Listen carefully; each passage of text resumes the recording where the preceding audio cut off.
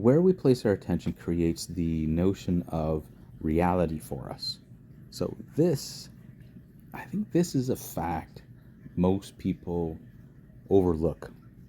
Not because it's hidden, but because it's too close, too simple, too immediate. The world you think you live in, like the emotions you feel, the thoughts you follow, the relationships you interpret, the body you inhabit, all of it is filtered through the lens of attention. So if attention is scattered, reality appears chaotic. If attention is absorbed in fear, life seems threatening. Or if attention is on the past or future, the present becomes inaccessible, right? Because the attention is not in the present. But if attention is cultivated, refined, and turned deliberately inward, the entire landscape of life alters completely. And meditation, in its most essential function, is the training and purification of attention. So it's not a practice of effort to find peace. It's not even a search for clarity. It's the art of attention, direct, unbroken attention. And there's a couple parts we'll get into this. So when we meditate, what we are doing is we're not removing thoughts or controlling the mind. We're simply reclaiming our attention from the world of distractions and beginning to use it with intelligence, with awareness, with this maturity. The first step in this journey is recognizing how attention has been used unconsciously. So for most, attention is automatically drawn toward the body and mind. Sensations, emotions, desires, fears, plans, memories, that becomes the self, because that's where the attention is. That becomes me.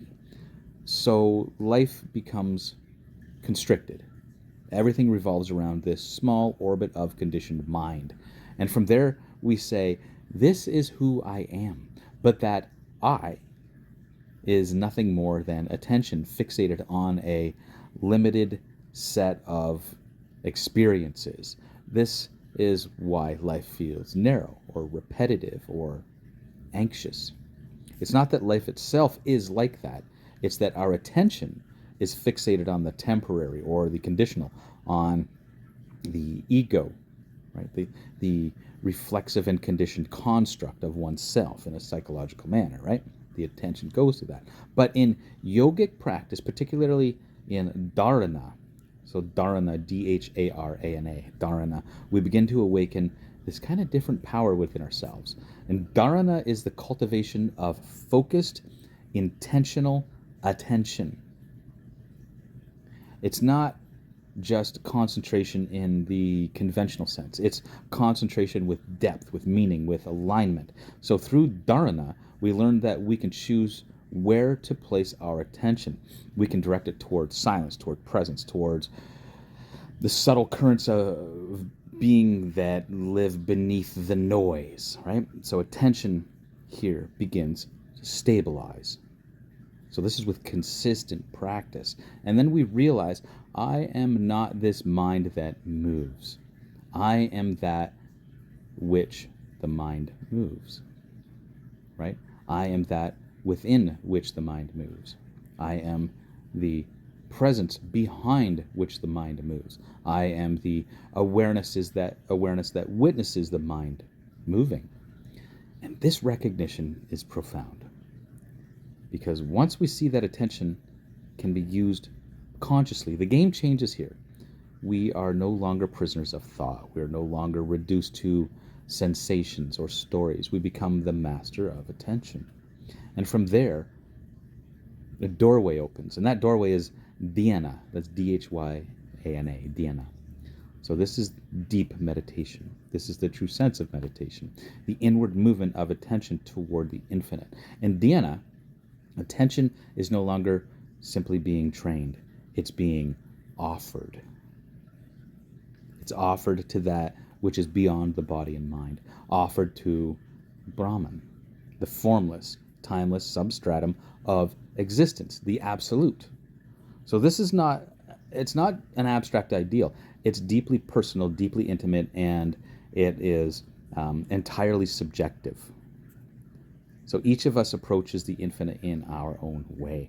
Some feel it as this vast peace, some as a radiant joy, some as the living presence of God, some as spaciousness without end. But the essence is the same here. Attention dissolves into that. And when attention is given to that, we become that, because you are where your attention rests. If your attention is on limitations, you feel limited, right? How could it be otherwise? If your attention is on your thoughts, you feel mental. If your attention is on self-image, you feel separate. But if your attention rests in the infinite, you begin to be the infinite. It's not a belief, it's not a theory, it's a direct living realization. So in that shift, the ego begins to lose its grip. Not because we destroy the ego, but because the ego is simply forgotten. Attention no longer feeds it, and anything you don't feed dissolves. So time, too, begins to lose its dominance, because the absolute is not in time. It's prior to time. It's that which time appears within. And so you find yourself anchored, not in the story, not in the identity, not even in the practice, but in the ground of being itself. This is the culmination of meditation. Not escape, not achievement, but a return to that which you never left. So attention reveals this. Attention carries us there. So we begin simply. We sit, we breathe, we feel, we watch, we let the attention settle.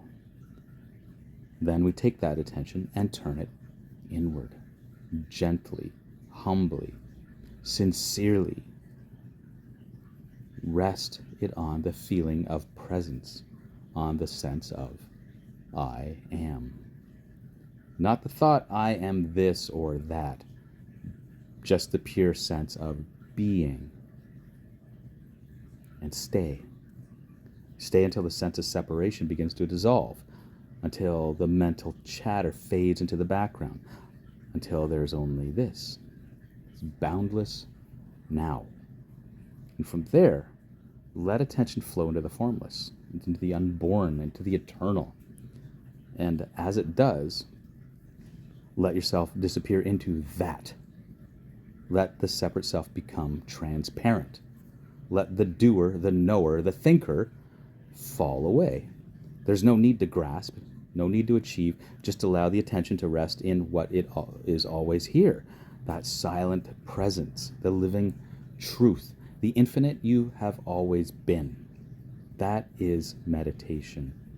This is the sacred science of attention. This is how we become what we truly are. So let your attention return home, and you will see. You were never anything less than infinite being all along.